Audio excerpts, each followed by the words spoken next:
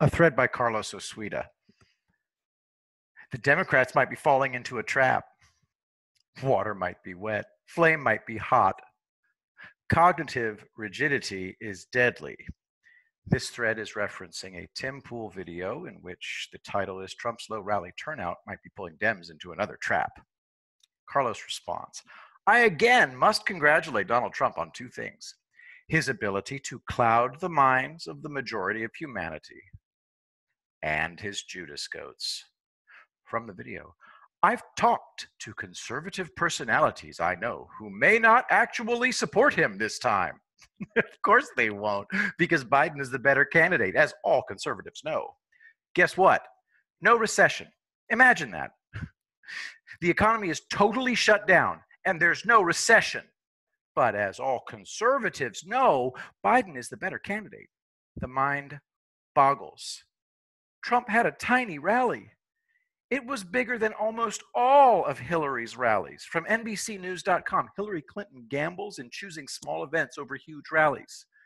And Hillary didn't have her rally during a global pandemic, during a civic state of emergency with the press screaming that everyone was going to die. Guess what's happened to Tim? He's joined the media elite. Now he's out of touch with reality. The media elite still don't know why the polls were so wrong in 2016. I do. The pollsters themselves explained. A huge number of people changed their minds at the last second. Most Trump supporters don't participate in polls. People who never voted before can't be polled. The media elite, including Tim, think of Trump as an idiot who had no idea that he would win. It's like the old joke about the dog chasing cars. What would the dog do if it actually caught the car? Tim thinks Trump was a dog chasing cars, and his opinion will never change.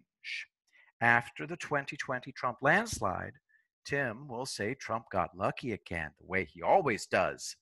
Let me tell you what ruins so many arts and sciences.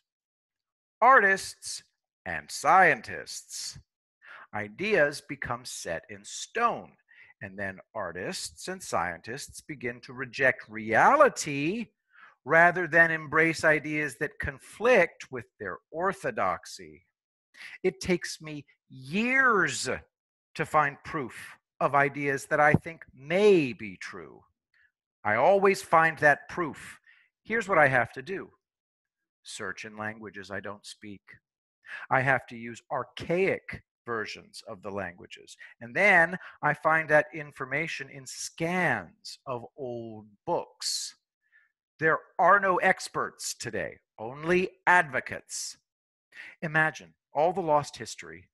In the case of Trump, it's fine that people remain frozen in amber. It's what Trump wants. All this hamster wheel blather gives Trump total freedom. The only disconcerting aspect is how limited people really are. The narrative among the media elite is that Trump won as a joke candidate, like the towns that elect dogs as mayors. Nobody bothered to research Trump. I never watched Quigley Down Under, but this scene popped up in my recommendations. Ending, spoiler alert, Quigley uses a Sharps rifle, not a pistol. Trump is Quigley. Link in the description. But here we go, just for grins.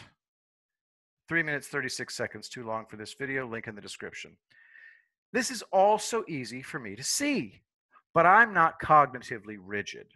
I didn't know anything about Trump. After I researched him, I knew, 1, he'd win, 2, he'd be the best president we ever had. I watch movie reviews. Nothing is more boring than people saying we when explaining away their own deficiencies. A British intellectual said that the pandemic exposed how we were all vulnerable to chucking our values and becoming savages. Every man for himself. He hoarded toilet paper. I didn't. Nor did I hoard water, canned food, prostitutes, or moonshine. I simply carried on.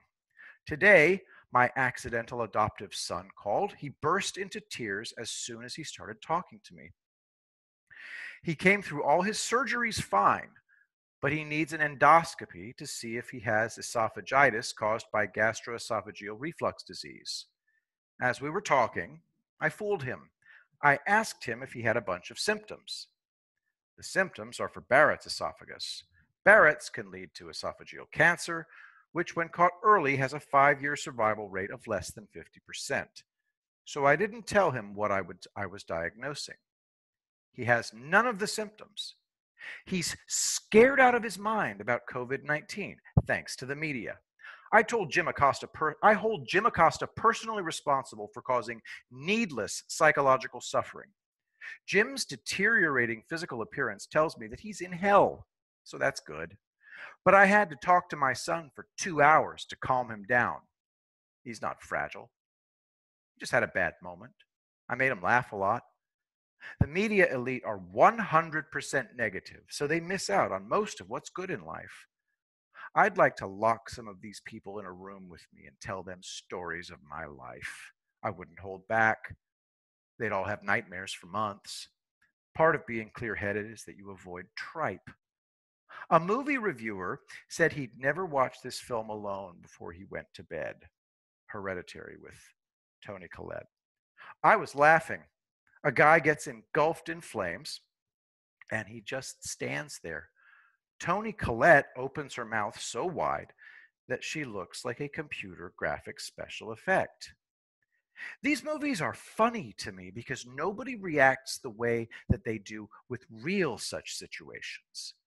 The reactions are feeble approximations by people who've never suffered any horror in their entire lives.